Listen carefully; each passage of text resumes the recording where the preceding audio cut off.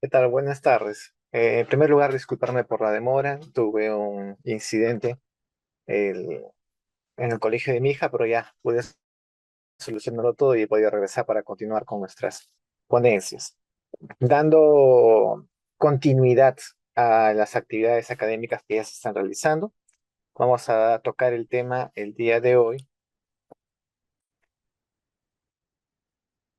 de el manejo del shock séptico, ¿no? Primeramente, se estima que en todo el mundo hay 22 casos de sepsis infantil por cada 100.000 personas al año. El 8% de los niños ingresados a las unidades de cuidados intensivos en países de altos ingresos tienen sepsis.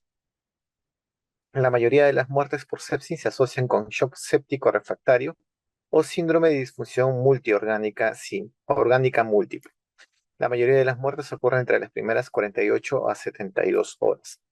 Como vemos, el shock, la sepsis y el shock séptico como consecuencia directa de la misma es una de las patologías bastante recurrentes en las UCIs en general, también por lo cual incluye la UCI pediátrica, ¿no? La UCI pediátrica como tal es una unidad en la cual está el paciente de manera múltiple invadido, ¿no? Está con intubación, catéteres, sondas, de todo tipo, y eso es un riesgo a una infección de tipo nosocomial, ¿no? Una IA, que es una infección asociada a la atención a la salud. Entonces, tiende a ser una de las causas de ingreso a la UCI, pero también tiende a ser una causa de prolongar el tiempo de hospitalización de los pacientes en la UCI, porque a veces puede suceder que ingresa un paciente que no tenga sepsis, sino ingresa por una enfermedad subyacente, como por ejemplo una neumonía grave, una bronquiolitis grave, pero que puede llegar a complicarse, convertirse en una sepsis y peor aún, llegar a ser un shock séptico por un inadecuado manejo de las medidas de bioseguridad. Básicamente, mucho de esto es responsabilidad directa de enfermería, del trabajo de enfermería.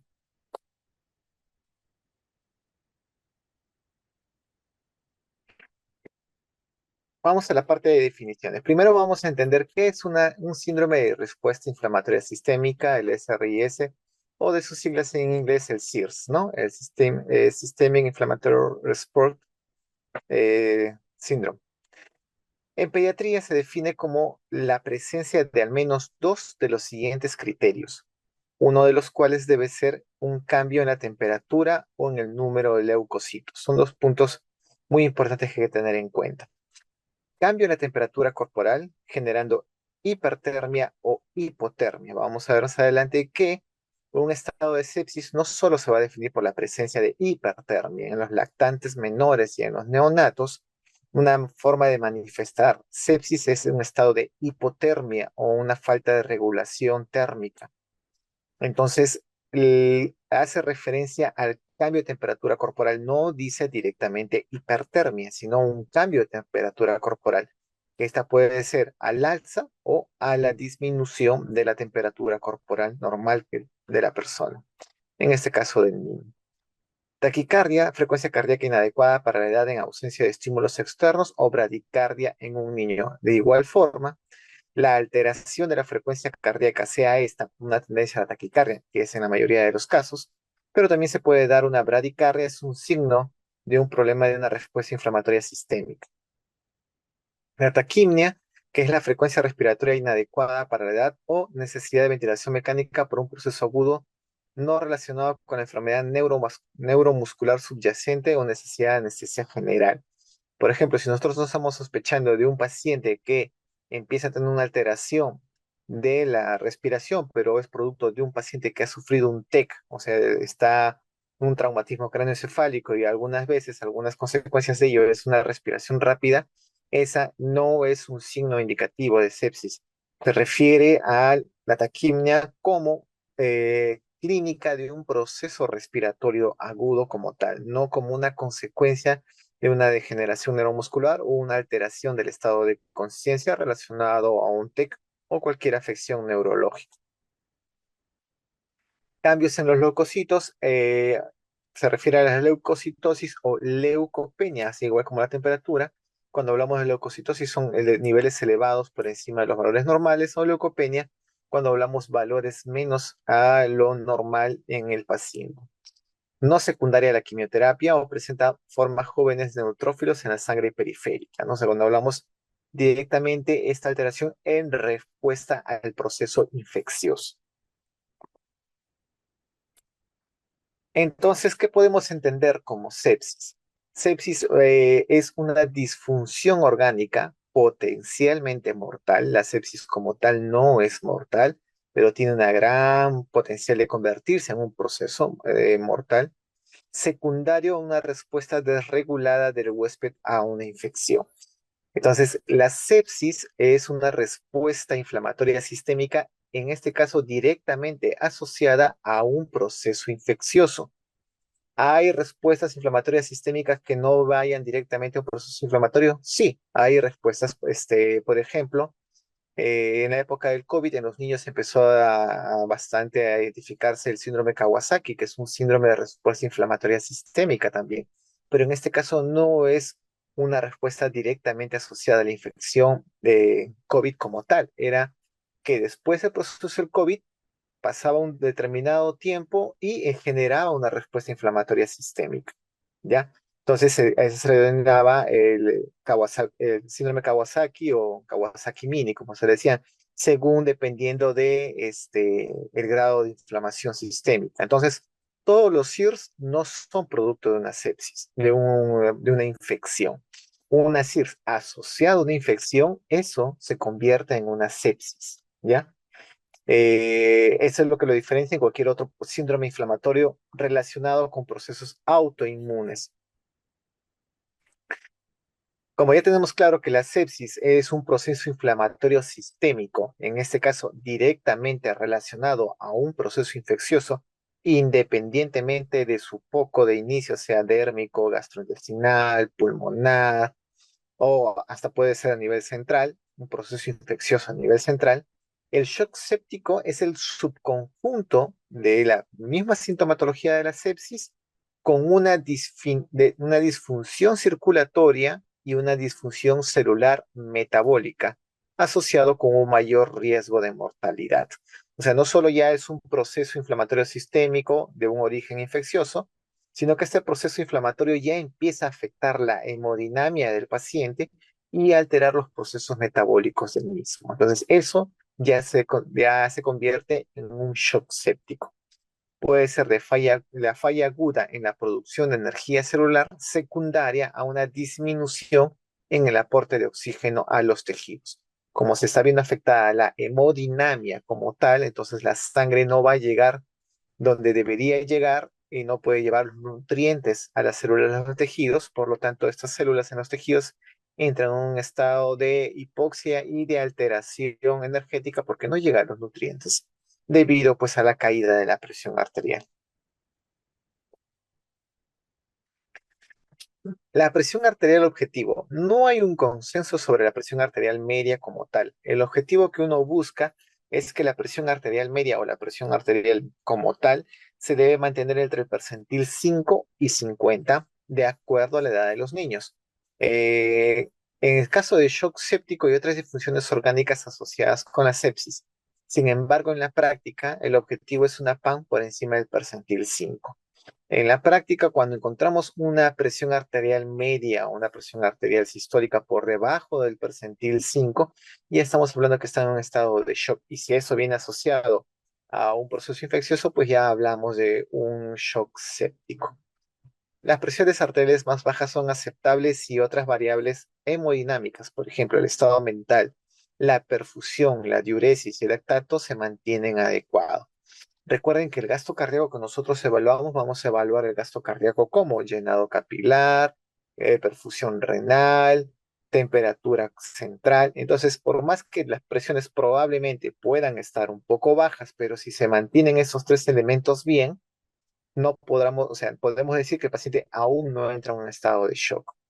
Pero si nosotros vemos que si pasa lo contrario, si por ejemplo las presiones están por encima del percentil 5, pero ya vemos que empieza a haber una disminución del gasto cardíaco, evidenciado como una lentitud en el llenado capilar, mala perfusión distal, mala perfusión renal, evidenciado como oliguria o anurias, y una diferencial de temperatura bastante alta entre la temperatura central y periférica, ya estamos hablando de un shock séptico, a pesar de que la presión no necesariamente sea baja. ¿Ya? Así que hay que tener presente. Se sugiere utilizar las tendencias de los niveles de lactato sérico, además de las evaluaciones clínicas, para guiar la reanimación de los niños con shock séptico y otras disfunciones orgánicas asociadas a la sepsis. El lactato es un gran indicador de un estado de shock, sobre todo si este es de origen séptico. ¿Por qué? Porque cuando nuestro metabolismo por lo general es aerobio, ¿qué quiere decir? Usa oxígeno para generar los procesos químicos en el cual se libera energía para nuestras células.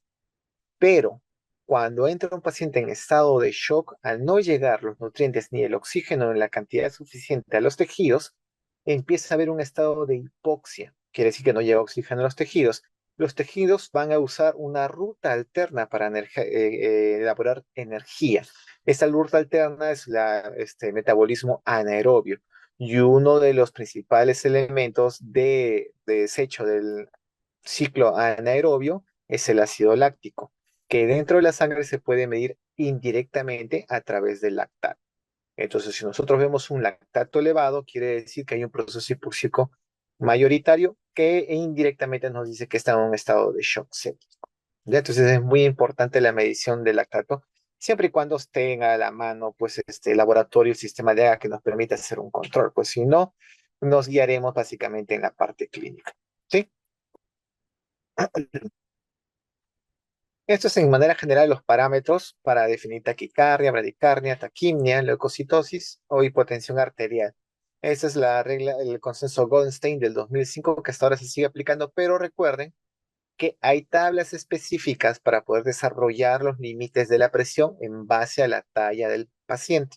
Ya, esas tablas, sí, una vez que el paciente está ingresado a la UCI pediátrica, debe desarrollarse las tablas. Bueno, en este caso es un médico el que realiza la tabla de presiones en base al peso y la talla del paciente. Entonces, por lo tanto, nosotros debemos pesar y tallar al paciente. Y en eso permite sacar de manera personalizada los percentiles del paciente. Esto es un consenso de manera más genérica para que nos sirva de guía, pero recuerden que siempre un paciente dentro de la UCI pediátrica debe desarrollar su tabla de percentiles de presión de manera personalizada, en base a la edad y la talla. No vemos que las taquicardias se van a considerar siempre a partir del percentil 95, bradicardias a partir menos del percentil 5, igual con las taquimnias. La presión arterial sistólica también se va a considerar alteraciones cuando están por encima o por debajo del percentil, por encima del percentil 95 y por debajo del percentil 5. Y en el 2005, de igual manera, la Conferencia para el Consenso de Sepsis Pediátrica, que de momento todavía no ha cambiado, habla de estos diagnósticos de definiciones, ¿no? Como les decía, tenemos el CIRS, en el cual nos pide la presencia de al menos dos de los siguientes elementos, de los cuales uno debe ser temperatura y el otro recuento de leucocitos. Temperatura central mayor a 38,5 o menor a 36. Taquicardia mayor a 2 desviaciones estándar para la edad en ausencia de estímulos externos. Dolor, medicación o una elevación inexplicable. Cuando hablamos, pues, estímulos externos, pues si un paciente pediátrico está llorando, obviamente va a estar entrando en un estado de taquicardia, ¿no? Debe ser un paciente que ya está tranquilo o está dormido o está bajo efecto de alguna sedación y aún así mantiene una taquicardia. En menores de un año, la bradicardia, frecuencia cardíaca menor al percentil 10 para su edad, ausencia de estímulo vagal, enfermedad cardíaca congénita o una bradicardia persistente e inexplicable durante al menos 30 minutos. Recuerden que hay patologías, cardiopatías congénitas que sí van a tener una tendencia a la bradicardia del paciente, pero descartando eso, ningún paciente debería tener una bradicardia no explicada. La frecuencia respiratoria, mayor desviaciones estándar para la edad, o sea, una taquimia marcada como tal, y el recuento de leucocitos elevados y disminuidos para la edad no secundaria a la quimio. Nosotros sabemos cuando se hace quimioterapia, se va a alterar el recuento leucocitario, pero si un paciente no tiene un proceso de quimioterapia, pues estas elevaciones deben ser asociadas a un proceso de inflamación sistémica. O también cuando tenemos una lectura de mayor de 10% de neutrófilos inmaduros. Infección se va a definir como una infección sospechada o probada por cultivos positivos o PCR causado por cualquier patógeno. Cuadro clínico asociado a gran probabilidad de infección. La evidencia de infección incluye hallazgos en el examen clínico, estudio por imagen y test de laboratorio. La sepsis es un SIRS en presencia de una infección probada o sospechada. ¿No? Lo que le decía, este proceso de sistema de inflamación, de respuesta inflamatoria sistémica, puede ser secundario a un proceso autoinmune o puede ser secundario a un proceso infeccioso. Si la causa de SIRS es un proceso infeccioso, ya se llama, pasa a la categoría de sepsis. Una sepsis severa, disfunción de uno más de los siguientes elementos, una disfunción del cardiovascular, un distrés respiratorio o mayor a dos fallas de órganos que te vamos a ver. Y el shock séptico es una sepsis básicamente asociada a una disfunción cardiovascular. Entonces, en las disfunciones que vamos a ver, en la disfunción cardiovascular es uno de los primeros elementos a tomar en cuenta es que a pesar de la expansión adecuada con administración de fluidos isotónicos, 40 mililitros por kilogramo en una hora, la presión arterial no mejora. Se mantiene por debajo del percentil 5 para su edad. Ya la presión sistólica, dos desviaciones estándar por debajo de lo normal para su edad. O es necesario el uso de drogas vasoactivas para mantener la presión arterial en rangos normales o dos de los siguientes síntomas o signos de hipoperfusión tisular: una acidosis metabólica inexplicable, una diferencia de base mayor a menos 5 miliequivalentes por litro, aumento del lactato arterial mayor dos veces por lo normal, una oliguria menor a 0,5 miligramos por kilogramo, llenado capilar alargado mayor a 5 segundos y una gradiente de la presión arterial central y periférica mayor de la temperatura central y periférica mayor a 3 grados. Entonces, ¿cómo nosotros diferenciamos? Se llama temperatura periférica cuando se controla a nivel axilar. Nosotros controlamos la temperatura a nivel axilar o electrodos que se puede usar en el monitor. Y la temperatura central va a ser la temperatura controlada a nivel rectal. Cuando hay una diferencia mayor a 3 grados, entonces estábamos hablando de un signo de algún tipo de alteración del gasto cardíaco que nos asocia a una disfunción cardiovascular. También otro de los elementos que tenemos que tener en cuenta en disfunción respiratoria es cuando tenemos un PAFI menor a 300 sin cardiopatía cianótica o enfermedad pulmonar previa. Si el PAFI es menor a 200 con infiltrado bilateral, inicio agudo y no evidente de falla cardíaca izquierda, será un síndrome de estrés respiratorio. Si la presión de CO2 arterial en gases arteriales es mayor a 65 o nosotros ya estamos controlando anteriormente el CO2 en AGA y este aumenta por encima de 20, la diferencial también es un indicativo de una disfunción respiratoria. Probada necesidad de oxígeno, requerimiento mayor al 50% de FiO2 para mantener una saturación por encima del 92%, también es un indicativo de disfunción respiratoria. Necesidad de ventilación mecánica invasiva o no invasiva, no electiva, o sea que no es que podamos escoger, sino que es necesario hacerlo, que está en el periodo postoperatorio requiere sospecha de infección que impida la extubación. En disfunción neurológica vamos a hablar de un score de Glasgow menor 11 o un cambio brusco que descenso mayor de 3 puntos desde un score basal anormal. Estamos hablando en el caso de que un paciente no sea un paciente que haya sufrido un traumatismo craneoencefálico, sino un paciente que haya llegado a la emergencia. Le hacemos una evaluación de Glasgow y después hacemos una segunda evaluación y vemos que ya ha disminuido el sensorio, que ha caído 3 puntos o que desde que llegó está con un Glasgow bajo, una alteración de sensorio no asociada a un traumatismo craneoencefálico. Disfunción hematológica, recuento plaquetario es menor de 80.000, descenso del 50% del valor previo. Una disfunción renal, una creatinina sérica mayor a 2 veces por encima del límite normal para su edad. Y una disfunción hepática cuando la bilirrubina es mayor a 4 miligramos por decilitro, que no sea en neonato, porque en neonato por lo general sí hay una bilirrubina elevada, fisiológica, ¿ya? Y alteraciones 2 veces por encima del valor para su edad.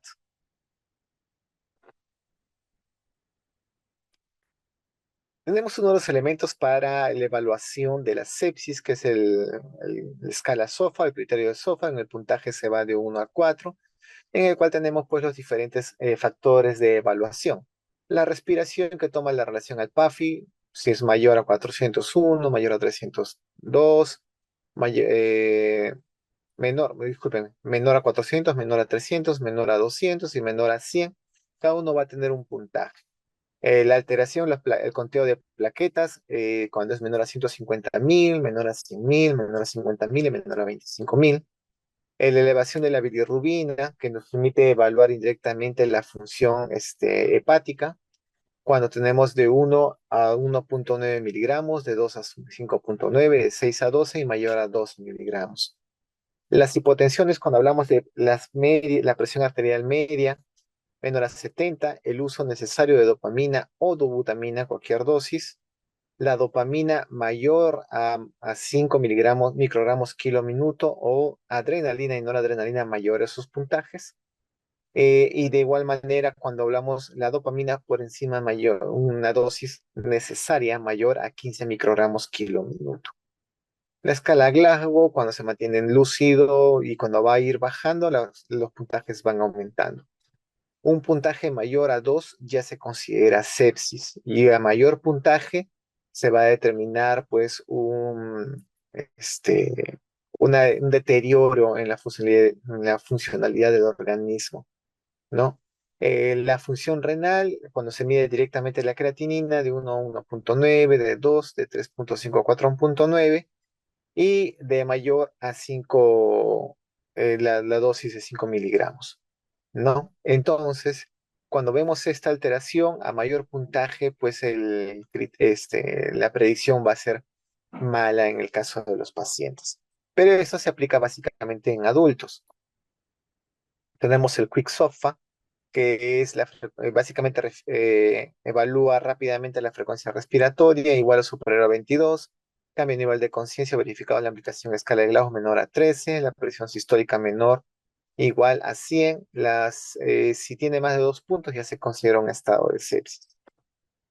Pero en pediatría se hizo una modificación, un SOFA aplicado a pediatría, en el cual básicamente está evaluando casi los mismos parámetros, pero el puntaje empieza desde cero, ¿no? Entonces vamos a ver que podemos usar el PAFI, o, en el caso que no se pueden atender una máquina de AGA para hacer la evaluación de gases arteriales, tenemos el SAFI, que va a medir la relación saturación con FiO2. Entonces, como podemos ver, ese es el pequeño detalle que hace la diferencia, y a partir del puntaje 3 y 4 ya habla del soporte respiratorio, o sea, el uso de oxígeno. A nivel cardiovascular, la presencia de las presiones de acuerdo a edad, pero recuerden que siempre tenemos los percentiles, debería hacerse los percentiles a todos los pacientes que ingresan a una UCI pediátrica, y la misma relación del uso de la dopamina.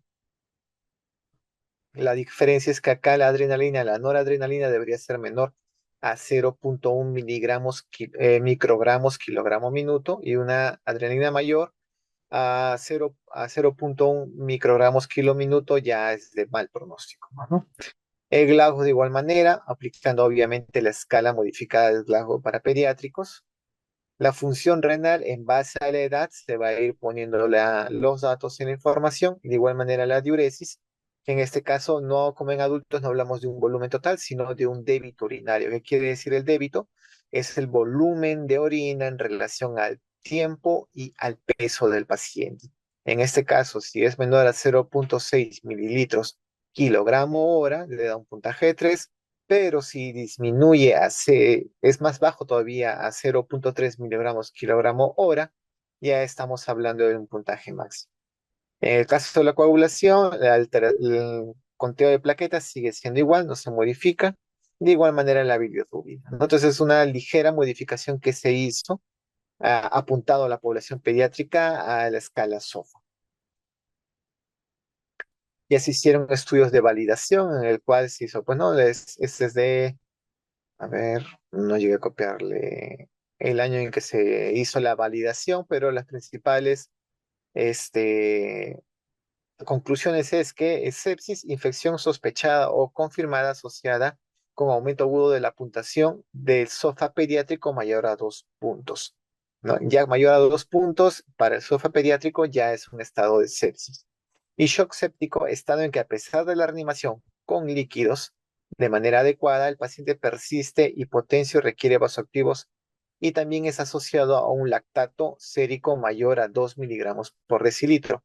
Con estas características ya se determina que está en un estado de shock séptico. Entonces, por lo tanto, la conclusión es que el SOFA sí fue evaluado y ha sido validado en la población pediátrica, determinando las definiciones que se mantienen acá y permiten un mejor trabajo directamente a los pacientes con respecto a la terapéutica y conducta a seguir.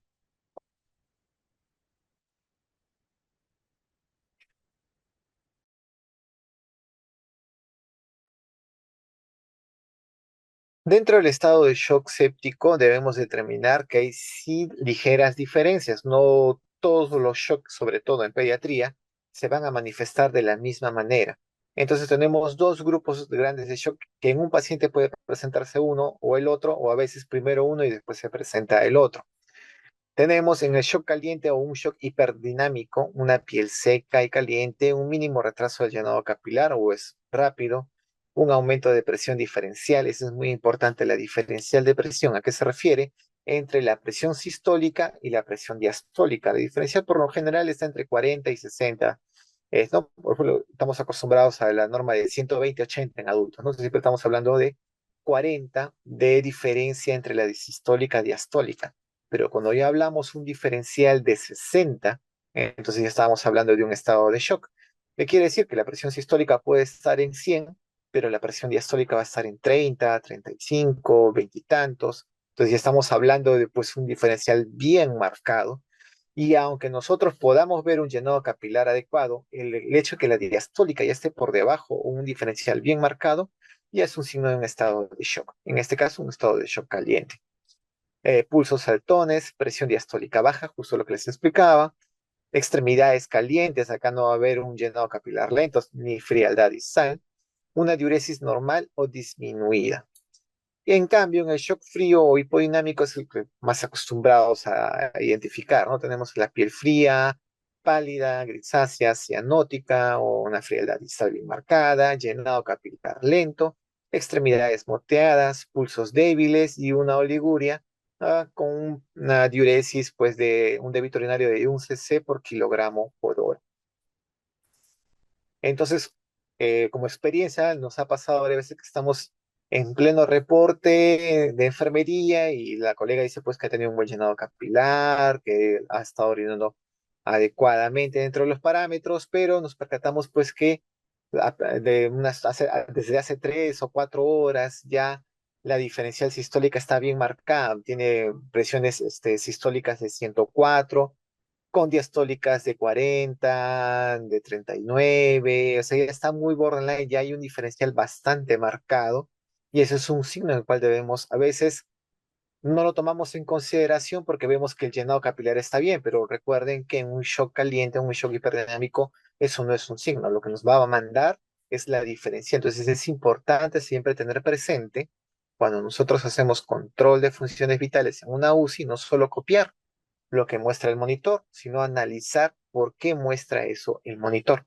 Y eso nos permite hacer una adecuada evaluación y respuesta inmediata ante estas situaciones. Entonces es un cuadradito acá para que nos pueda también diferenciar una sepsis temprana y una sepsis tardía. La frecuencia cardíaca en una sepsis temprana se mantiene casi normal, el gasto cardíaco también está normal, está elevado, pero lo que sí va a haber una disminución en la resistencia vascular sistémica, por eso la presión diastólica tiende a caer bastante y la presión arterial media tiende a estar normal o un poco baja, porque recuerden, la presión arterial media pues es 2 veces la diastólica más la sistólica dividido entre 3. Entonces, pues si tenemos una diastólica caída, obviamente la presión arterial media, por más que tengamos una buena sistólica, va a salir normal o con una tendencia a la baja. Entonces, cuando hablamos de una sepsis tardía, a diferencia, puede tener o una frecuencia cardíaca elevada o una frecuencia cardíaca elevada, o sea, una taquicardia o una bradicardia. No va a haber punto medio. Gasto cardíaco como consecuencia va a estar bastante bajo, la resistencia vascular sistémica va a estar aumentada porque es una respuesta al organismo a tratar de concentrar la sangre y mejorar el gasto cardíaco, por lo tanto aumenta la resistencia vascular, pero la presión arterial media siempre va a tener una tendencia a la baja.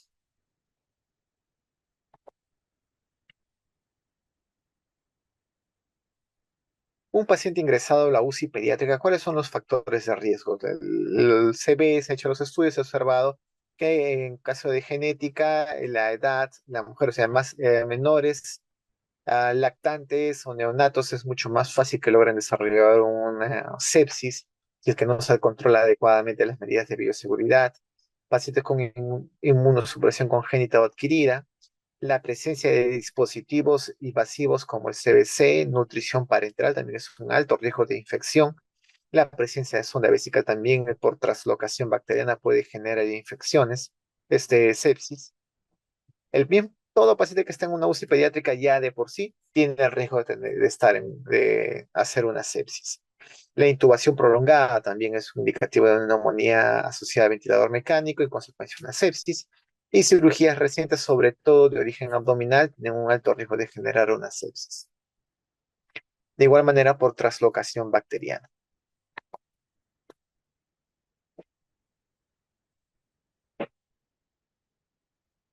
Entonces, ¿cómo se da este proceso de shock séptico? Proceso de sepsis. Primero va a haber una respuesta proinflamatoria. Entonces, la presencia del antígeno de superficie de cualquier bacteria va a generar un proceso inflamatorio, ¿no?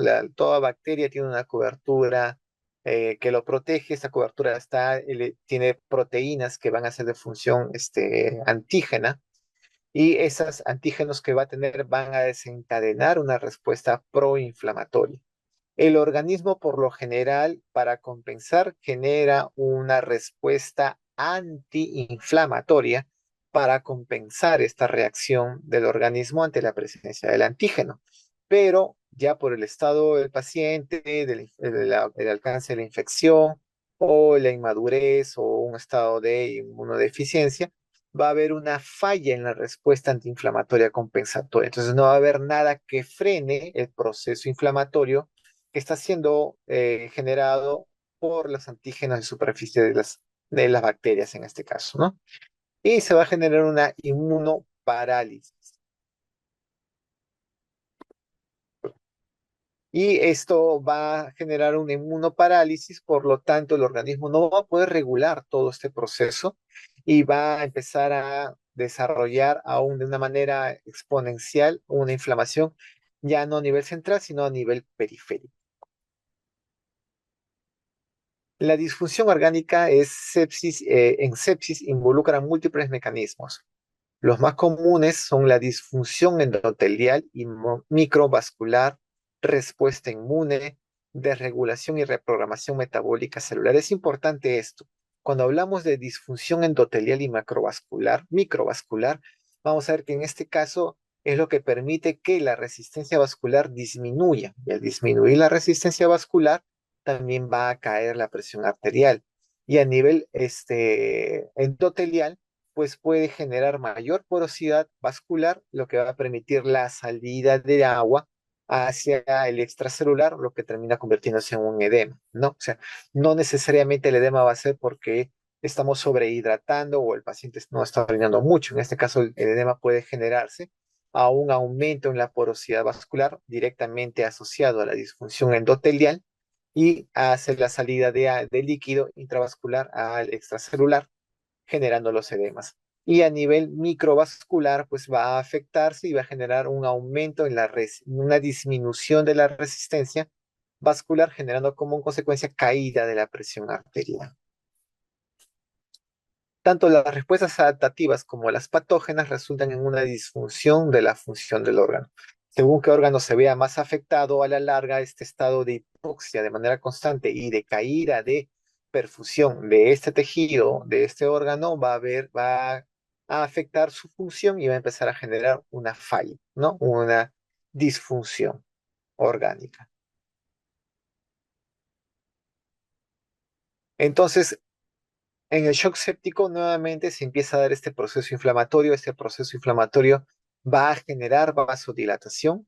Va a generar vasodilatación, también va a aumentar la permeabilidad del endotelio. Esto va a hacer que con la vasodilatación caigan las presiones porque no va a haber resistencia vascular sistémica. Con el aumento de la permeabilidad va a haber salida de líquido hacia el extracelular y todo esto va a generar en consecuencia una hipovolemia. Y esa hipovolemia va a generar una disfunción ventricular. Entonces, esta una disfunción ventricular va a potenciar el proceso de vasodilatación y se vuelve un ciclo en el cual un proceso de feedback que va a ir retroalimentando y aumentando el proceso inflamatorio.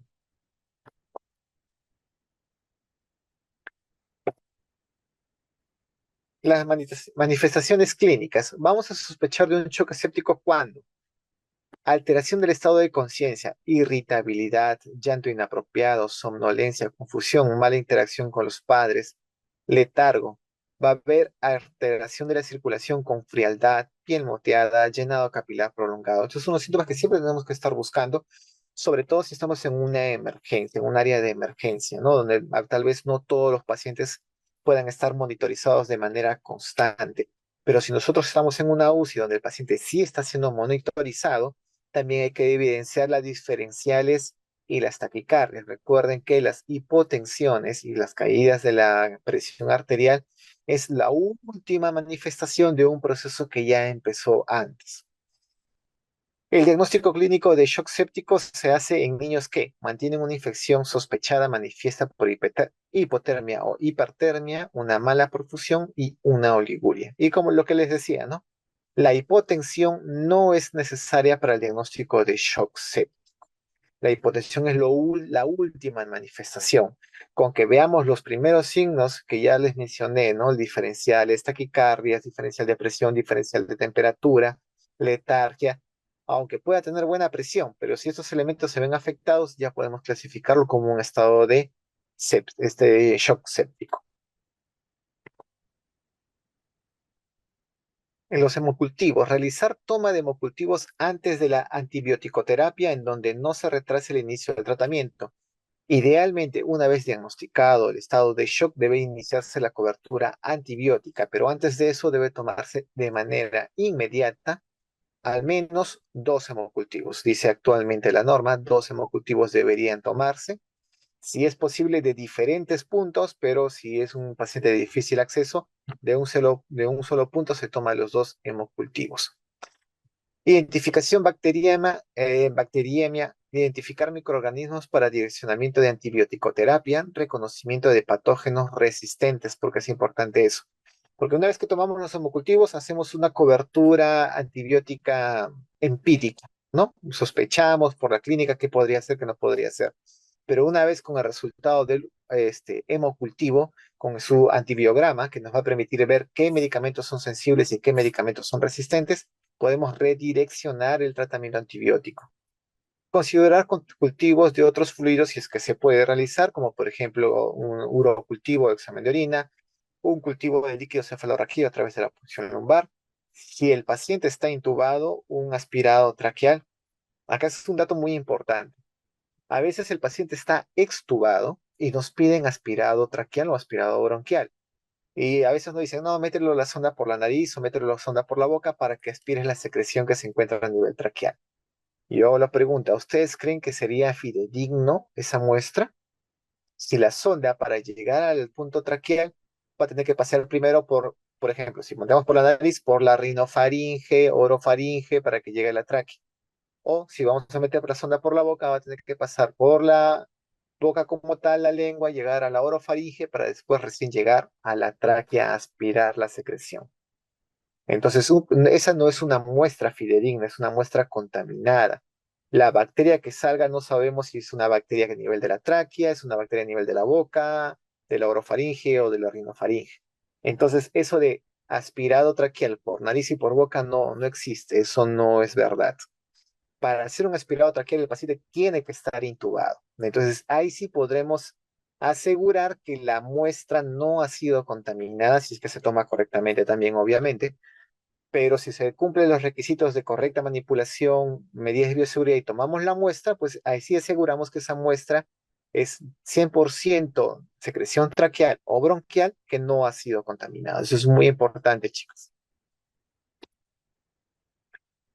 Una vez que ya identificamos cómo vamos a manejar, identificar síntomas y signos de sepsis, shock séptico para realizar la intervención más temprana.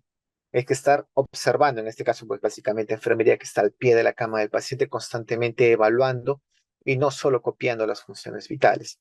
Si hay shock, administrar oxígeno al 100%, iniciar la reanimación hídrica y administrar antibióticos en la primera hora. ¿No? Es muy importante la cobertura antibiótica. La reanimación hídrica. La reanimación hídrica se va a dar a través de la administración de bolos, ¿no? En una unidad de cuidados intensivos, en una UCI, se puede administrar de 40 a 60 mililitros por kilogramo de peso por bolos de 10 a 20. Quiere decir que si el niño pesa, por ejemplo, eh, pongámosle 4 kilos, si pesa ya 5 kilos para facilitar cálculos. Si el niño pesa 5 kilos, el bolo total que debería recibir debería ser 5, por ejemplo, 5 por 40, estamos hablando de 200 mililitros, pero no va a recibir los 200 mililitros de golpe.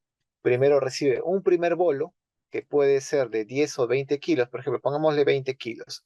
5 por 20 nos va a dar 100 cc. Entonces, un primer bolo de 100 cc que se va a administrar, se deja un tiempo y se vuelve a administrar un segundo bolo. Por lo general, siempre le dan una hora para de diferencia entre uno y otro para evitar también, pues, la congestión cardíaca o el edema pulmonar. Y está en un paciente que no está en una UCI, ahí idealmente iniciar líquidos de mantenimiento porque ahí sí hay que estar haciendo un seguimiento riguroso, ya, o si no está en uno sí, pero sí tiene hipotensión, administrar como máximo hasta 40 mililitros, de igual manera en bolos de 10 o 20 mililitros por kilogramo de peso.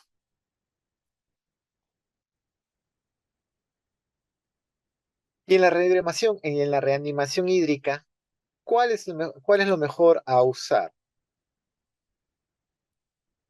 Tenemos que se prefiere el manejo que con cristaloides en vez de albúmina, de evitar administrar en ese momento la albúmina al 20 o al 5%. Lo mejor es el cloruro de sodio. Pero si el servicio del hospital cuenta con lactato de Ringer o Plasma Light, se prefiere el uso de Plasma Light en vez de la solución salina, ¿no? Que el cloruro de sodio. No se debe usar líquidos dextrosados, o sea, nada de dextrosa al 5, al 10, al 15, cualquier porcentaje que indiquen nada de eso, un estado de shock séptico inicial. No se usa dextrosa para una reanimación hídrica. eh, por shock séptico o disfunción orgánica. Ya creo que en una clase anterior vimos cómo se distribuyen los líquidos y ya está por demás mencionarlo, pues que la dextrosa inmediatamente es absorbida por las células y no se mantiene en el estado intravascular, que es lo que nosotros queremos, que se mantenga en el estado intravascular. Entonces, este es un esquema de un tratamiento, digamos, de emergencia, un estado de shock, reconocer las alteraciones de la perfusión, el estado de conciencia, el flujo alto de oxígeno con mascarilla de reservorio o cánulas de oxígeno de alto flujo, endovenoso, tener un acceso endovenoso de grueso calibre en la medida de lo posible y en caso contrario, pues una intraósea. Si no hay datos de sobrecarga, o sea, a la ocultación no escuchamos ningún signo de sobrecarga pulmonar, se administra expansores de 10 a 20 mililitros por kilogramos, dando como máximo un límite de 60 mililitros. Hasta mejorar la perfusión, interrumpir si hay datos de sobrecarga. O sea, si nosotros estamos administrando y empezamos a ver una disminución en la saturación o la auscultación, empezamos a escuchar estertores, entonces se suspende inmediatamente la administración de líquidos porque ya estamos generando una congestión. Tratar de corregir la hipoglicemia e hipocalcemia y administrar antibióticos, como decía, menos de una hora en la medida de lo posible, ¿no? Si a pesar de eso se presenta un shock, o sea, el shock se mantiene, persiste, es un shock resistente a fluidos, pasamos a lo que es el uso de vasopresores. Los ideales son la adrenalina y la noradrenalina, son los de primera línea que se debe usar en caso de específico de shock séptico. No, la dosis puede ir de 0,5 a 0,05 a 0,3 microgramos kilo minuto. Ya, si es necesario la intubación, el uso de ketamina como un tipo de sedante, si durante el proceso de intubación estamos generando un reflejo vagal que produzca bradicardia, se administra atropina. Y datos objetivos, mediante la monitorización de shock caliente, pues administramos noradrenalina, ¿no? De 0,05 microgramos kilogramo minuto, la dosis inicial, y se va a ir titulando de acuerdo a el estado clínico del paciente. Los vasoactivos se debe considerar según el tipo de shock, como ya vimos, los de primera línea siempre van a ser adrenalina y noradrenalina. En el caso de shock caliente, la primera elección siempre será noradrenalina. El objetivo es mantener una perfusión de órganos adecuada, es lo que queremos. ¿Por qué queremos que se perfunda bien los órganos? Porque eso al final es la última parte donde llegan los nutrientes a los tejidos para generar el metabolismo. Entonces, si el paciente está con un estado de shock, no llega buen flujo de sangre a los tejidos, están hipoperfundidos, van a llegar pocos nutrientes, va a estar hipoxigenado, entra a un estado de hipoxia y empieza a generar metabolismo anaerobio, liberando el lactato y así generando una acidosis láctica, ¿no? Entonces, toda esta consecuencia, la idea es evitarla, por eso se administran los inotropos. Es un proceso dinámico, por tanto, los medicamentos seleccionados y dosis de infusión también lo son. Sí, como les decía, en un primer momento puede ser un shock hiperdinámico, de ahí se convierte en un shock frío. Entonces, tenemos que estar atentos para estar cambiando la dosis o el medicamento cuando el paciente lo requiera. ¿Cuáles son los objetivos de iniciar inotropos? Es básicamente mantener una presión arterial normal por encima del percentil 50. Antes de eso, nosotros podríamos tolerar un percentil de 5 a 50, pero cuando ya llega el momento en que tenemos que usar inotropos, el percentil mínimo que debemos tolerar es 50%.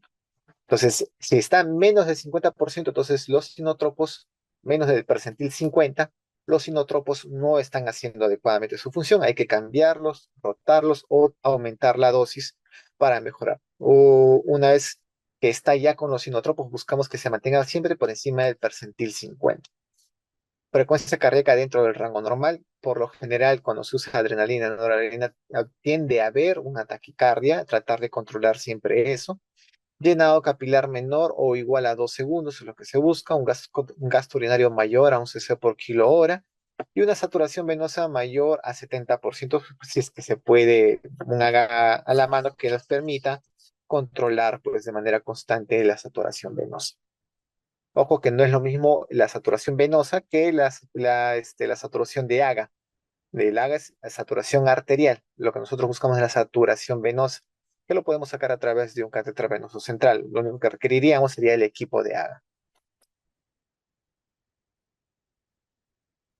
Y acá hay una pregunta muy importante que siempre nos hacemos todos los que estamos en una UCI. ¿Podemos iniciar fármaco vasoactivo en acceso periférico? La respuesta corta es no, pero en la práctica, así como a mí me ha pasado, supongo que muchos de ustedes que están trabajando en una UCI o en una emergencia pediátrica les habrá pasado. Con frecuencia y en ocasiones se administra el fármaco vasoactivo inicial a través de una vena periférica, utilizando una concentración diluida y si el acceso venoso central no está disponible. Pues a veces el paciente llega ya mal, no le pueden poner catéter venoso central porque algunos parámetros están bajos, plaquetas ya están bajas o la presión no está muy bien. Entonces, es necesario iniciar inotropos. Entonces, podemos usar un acceso venoso, idealmente usar un nuevo, o sea, canalizar una nueva vía periférica para usar el inotropo y al mismo tiempo, idealmente, las venas a usar deben ser las del miembro superior y aquellas que están en la fosa cubital. Mientras más gruesa, mucho mejor. ¿No? Y la dilución debe ser una dilución mayor a lo que se usaría en un catéter venoso central. Por ejemplo, en las diluciones por catéter venoso central, pues a veces preparamos en 25 nada más o en 50 porque estamos bien concentradas las dosis.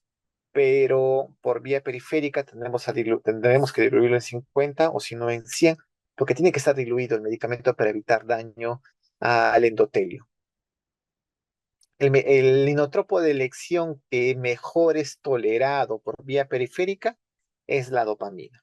O sea, si se va a iniciar un inotropo, idealmente que sea la dopamina. Es el que mejor, o dobutamina, aunque en shock básicamente no se usa dobutamina, pero son los que mejor son tolerados por vía periférica, ¿no? Puede sustituirse como fármaco vasoactivo de primera mano. eh, Siempre es de primera elección, pero en caso que no se tenga y tenemos que usar la epinefrina o no la epinefrina, la dilución, o sea, la concentración de la dilución no debe ser mayor a 4 microgramos por mililitro.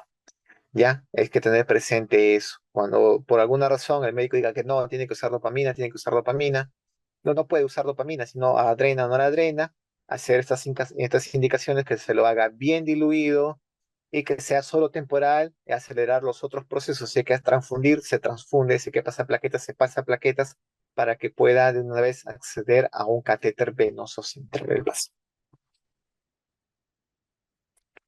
Eso ha sido último que nos ha pasado, igual a un paciente en un estado de shock que llegó a nuestro servicio. Estaba con plaquetas bajas, estaba con una hemoglobina también baja, creo que estaba, si no me equivoco, en 7 u 8. No estaba en condiciones para colocarle un catéter venoso central. Se canalizaron varias vías periféricas, por una se pasaba en la sangre y la otra después para administrar las plaquetas, para poder llegar a los valores normales de colocación de CBC. La vía periférica que había quedado, le habían dejado en el piecito y por ahí inició adrenalina o noradrenalina, no me acuerdo bien, pero cometieron, pues, digamos, los errores, ¿no? O sea, pudieron haberle puesto en el bracito a usar la vía del bracito, usaron la vía más distal que hay todavía, y entre esa más distal, mayor riesgo de algún tipo de necrosis. Cuando pasó esto, como pueden ver, las lesiones, esto es producto directamente de la adrenalina que ha pasado por acá. No duró ni 12 horas la vía. Cuando se dieron cuenta, ya prácticamente bajo presión se tuvo que colocar el catéter venoso central y pudieron pasar los sinotropos por ahí. Menos mal que con el tratamiento aplicando compresas, en primer momento, tibias, con soluciones hipertónicas, ha ido mejorando y se recuperó esta lesión. No pasó a mayores, gracias a Dios. Uso de corticoides. En shock séptico también se usa bastante las corticoides. No uso hidrocortisona en pacientes con shock sépticos que respondan a líquidos y vasopresores. Si el paciente responde a eso, no se administra hidrocorticoides. Pero si no hay respuesta, entonces también se usa el corticoides. Por lo general, en los servicios ahora se usa más la metilprednisolona que en vez de la hidrocortisona. La metilprednisolona tiene mejores efectos, mejores resultados y menos efectos adversos en comparación a la hidrocortisona. ¿No? ¿Cuál es el efecto que va a generar? Disminuye la recaptación de noradrenalina, mejora la disponibilidad de calcio en el miocardio y en células musculares lisas, inhibe la producción de prostaciclina y no aumenta tono vascular. ¿Por qué es importante la producción de prostaciclina? Recuerden que la prostaciclina forma parte de la cascada inflamatoria de nuestro organismo. Entonces, si disminuye o inhibe la emisión de prostaglandina, está disminuyendo el proceso inflamatorio sistémico que se está dando. Por eso es importante el uso de corticoides siempre y cuando el paciente no responda a las medidas anteriores, ¿no? Eso es un medicamento de segunda línea, de tercera línea que se usa en los pacientes.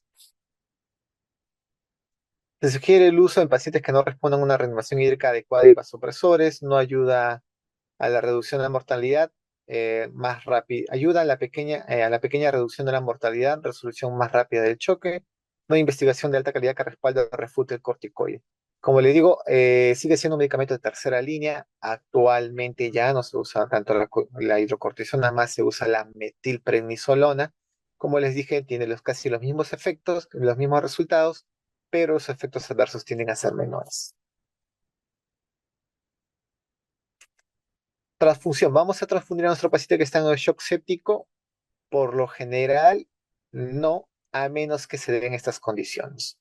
Idealmente no, porque no queremos sobrecargar de volumen, porque ya estamos pasando volúmenes para hacer la resucitación hídrica, estamos pasando inotropos, siempre y cuando la hemoglobina sea menor de 7. En algunas instituciones, como por ejemplo en la mía, ya con que sea menor de 8, ya los médicos indican transfusión de sangre, pero las normas dicen que sea pues una hemoglobina menor de 7. Si la saturación venosa es menor a 70 y la hemoglobina es menor a 10 gramos por decilitro. No se recomienda transfusión de plaquetas de manera profiláctica, a menos que haya una evidencia de que las plaquetas están muy bajas o haya sangrado. De igual manera con el plasma, no se administra de manera regular, a menos que haya una evidencia de un sangrado concreto o una alteración en la coagulación. En la parte metabólica, pues es un paciente en estado shock séptico, estado en estrés metabólico. Como tal, tiende a ser o hiperglicemias o hipoglicemias. En el caso no se recomienda poner insulina para mantener las glicemias por debajo, igual o menor a 140 miligramos por decilitro. Se debe mantener la glicemia por debajo de 180. Los últimos protocolos reportan que el uso de insulina recién se debe usar si el paciente ya está por encima de 180 miligramos por decilitro en un estado de shock. Cuando son otras condiciones, le cambia la cosa, pero en un estado de shock no se usa insulina mientras el paciente esté debajo de 180. Ya empieza a superar la barrera de los 180 miligramos por decilitro, ya se autoriza el uso de insulina en pacientes en shock metabólico, en shock séptico. Pacientes tratados por insuficiencia suprarrenal, síndrome de Down, patología del sistema nervioso, tienen mayor riesgo de alteración en la función tiroidea. Y el calcio, pues en la práctica se tiene en cuenta niveles normales de calcio para un niño con shock séptico que tiene soporte vasoactivo. Recuerden que los vasoactivos al trabajar a nivel cardíaco, el corazón es uno de los músculos que más consume calcio. Entonces, si estamos en un paciente que tiene calcio bajo, una hipocalcemia, pues los inotropos tampoco no van a hacer mucho que digamos, ya que no va a haber sustrato con el cual los miocitos puedan trabajar. Entonces, es importante tener el calcio en los niveles adecuados. Y finalmente, nutrición. Antes se tendía a tener al paciente en estado de shock en NPO hasta que revierta el estado de shock o ya muestre signos de mejoría clínica. Actualmente ya se prefiere iniciar la alimentación enteral temprano, dentro de las primeras 48 horas de los pacientes en sepsis, para evitar pues una necrosis enteral, ¿no? Para evitar necrosis intestinal o daño a la mucosa intestinal. El uso de medicamentos vasoactivos no limita la alimentación enteral, no significa que el uso de inotropos no va a permitir que se administre alimento al pequeño. En este caso, no se recomienda la medición del volumen residual gástrico. A veces nosotros cuando administramos la fórmula estamos midiendo constantemente ese residuo gástrico para ver si cuánto administramos, cuánto no administramos. En el caso de los pacientes en estado de shock séptico, no se recomienda hacer eso por el riesgo de que ya la mucosa gástrica de por sí ya está sometido a un estrés, una úlcera por estrés se puede generar y nosotros podemos dañar esa mucosa, hacer que sangren, hacer que esa úlcera se vuelva una úlcera sangrante. Entonces, evitar, al menos en ese periodo, que puede tomar hasta 5 a 7 días, no residuo gástrico. No se recomienda procinéticos tampoco para el tratamiento de intolerancia alimentaria. Si vemos que el paciente no tolera alimentos, simplemente se deja de dar una toma, dos tomas, y nuevamente se reinicia y se va probando. No se administra metoclopramida o cualquier otro procinético en estos casos de shock séptico. Bueno, agradeciendo la atención prestada, espero que haya quedado claro un poco el manejo que tenemos que hacer con los pacientes en estado de shock séptico. Muchas gracias. Ya un líquido ya color, ¿no? Verde, con olor, y le hacen un cultivo y, ¿no? Como que hay una sospecha de una infección, pero como que sale negativo con un crecimiento de Escherichia coli. Se puede considerar una infección porque en su diapositiva leí que decía que una sepsis o se considera, ¿no? Cuando ya hay una infección o sospecha a cualquier germen. ¿Eso me podría explicar, por favor? No me quedó Claro, claro. buena pregunta. Antes se esperaba, pues, ¿no? Que venga el resultado del cultivo, nadie consideraba sepsis a menos que venga el resultado, ¿no? Ahora eso ha cambiado, lo que determina, como hemos puesto, a ver, si me permiten, a ver, como hemos puesto acá, ya el diagnóstico de sepsis primero es clínico más que laboratorial, ¿no?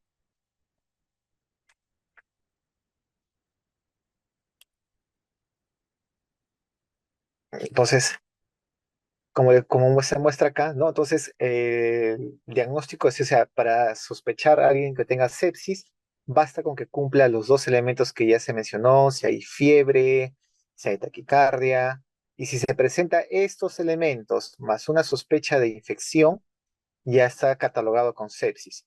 No necesariamente tiene que ser una infección probada, pero sí haber una sospecha de sepsis. Entonces, por ejemplo, lo que usted me da el ejemplo, ¿no? Un paciente que ha entrado a cirugía, vemos que hay secreción a nivel de la herida, hay secreción purulenta o de mal olor, y entonces estamos hablando que hay una infección. En ese momento puede ser solo la infección de la herida, ¿ya? Entonces tenemos que ver los otros elementos si hay un signos de un síndrome de respuesta inflamatoria sistémica. Usted debe ver si su paciente tiene temperaturas elevadas, ¿no?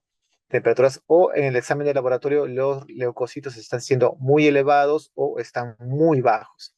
Con que presente esto y la temperatura, ya y ya estamos hablando de una sepsis, ¿no? Porque son dos signos de una inflamación sistémica. Temperatura muy alta, 38,5, o temperatura muy baja. Y adicional, si su paciente tiene esas secreciones en la herida, tiene este elemento de la temperatura, y en el examen de laboratorio seguimos esperando el cultivo, pero en el examen de laboratorio ya sale leucocitos, está saliendo con una leucopenia o una leucocitosis, ya podemos decir que es un paciente que está en estado de sepsis. Más adelante, con el resultado de laboratorio, si es que le han tomado algún tipo de cultivo de secreciones o algún cultivo, con esos resultados ya se puede direccionar la cobertura antibiótica específicamente al tipo de bacteria que haya salido, pero en caso no salga, se inicia una cobertura empírica, ¿no? La normativa de infecciones cero o que busca, pues, erradicar la sepsis, ya te dice que no es necesario un aislamiento de cultivo para iniciar terapia, ¿no? O sea, para considerar un paciente con sepsis. Basta que tenga esos signos. Entonces, tú a tu paciente que ves que su herida tiene secreción purulenta, con esos signos de una infección, al menos a nivel de la herida, entonces lo que tienes que es vigilar los otros elementos de una inflamación, de un proceso inflamatorio sistémico. Si tu paciente no lo tiene todavía, entonces solo es una infección local, o sea, solo está infectada la herida. Y eso es bueno, ¿no? No está haciendo sepsis.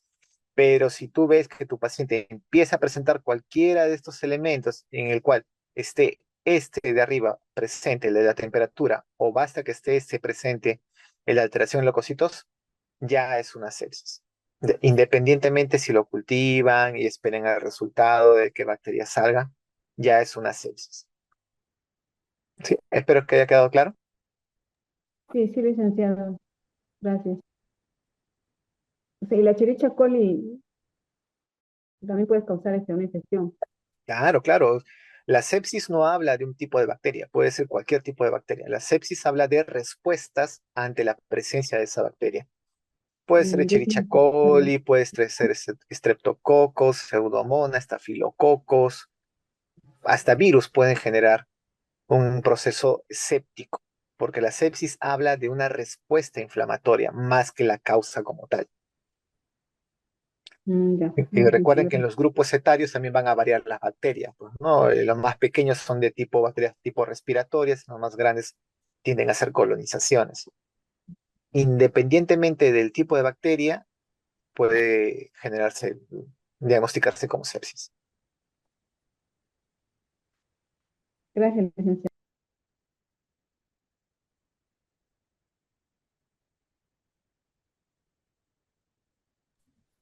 Otra pregunta, licenciado. ¿Y la piperacilina es un antibiótico que, eh, ¿cómo se llama? Es para la sepsis? ¿Podría repetir? No escuché bien la... La piperacilina más toxobatán. Ah, ya, el pipetazo. Sí, Sí. en caso de sepsis, por lo general se usa antibióticos de amplio espectro, ¿no? O sea, gram positivos y gram negativos. La asociación, o sea, asociación antibiótica más usada es meropenem y vancomicina. Con esos dos se cubre tanto gram positivos y gram negativos.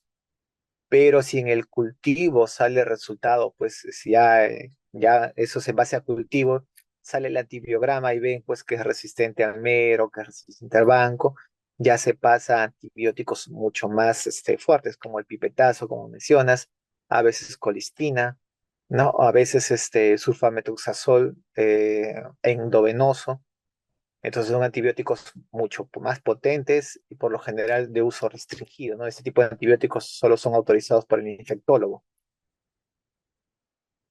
Al menos en mi hospital se aplica así, ¿no? O sea, Ujú, llega el servicio y el médico asistente, el intensivista, indica mero banco. Y si ven que es ujú, resistente, se hace la interconsulta al infecto para que el infecto autorice el uso del pipetazo o de la colistina o del sulfamethoxazol, ¿no? Pero sí, son ujú, antibióticos que se usan porque son antibióticos de amplio espectro. Pero como mm, tal, aquellos que tienen la experiencia, pues son antibióticos que tienden a destruir venas, ¿no? Si tú administras esos antibióticos por vía periférica, esas vías no te duran mucho. Hemos tenido casos así que no le podían colocar CBC y los antibióticos los pasábamos por vía periférica, el pipetazo, y prácticamente cada 24 horas había que canalizarle una vía al pobre niño porque no aguantaban las venas, porque son muy alcalinos esos medicamentos. El pH es bastante elevado, demasiado para las venas periféricas.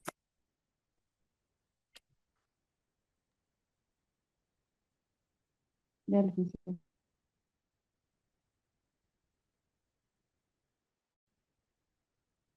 ¿Alguna otra consulta, duda?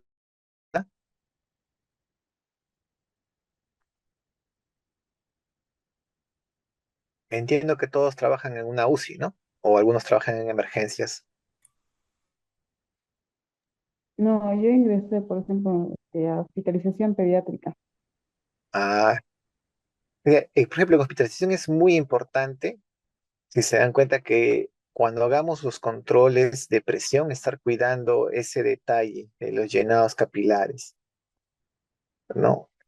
Como son niños que están más despiertos, están al lado de la mamá, entonces interactuar con la mamá es muy importante, porque la mamá es la que se va a dar cuenta cuánto orina, cuánto no orina, la respiración, cómo está su piel, cómo está la temperatura de su piel, sus manitas la sienten muy fría en comparación al resto del cuerpo. Son esos detalles que a nosotros nos pueden guiar siempre un poco, orientar. Sí, eso sí es cierto, licenciado. Nos ayudan en el cuidado, ¿no? A estar Así vigilantes. es. Sí, Sí, pero para que nos ayuden, nosotros como enfermeros debemos educarlos, ¿no? Decirles qué sí. cosa tienen que ver y qué cosa nos tienen que decir. Ujú. De la comunicación y la educación, porque enfermería pues también es educación, educar a la mamita, que al final si la educamos a la mamá nos ayuda a hacer nuestro trabajo también.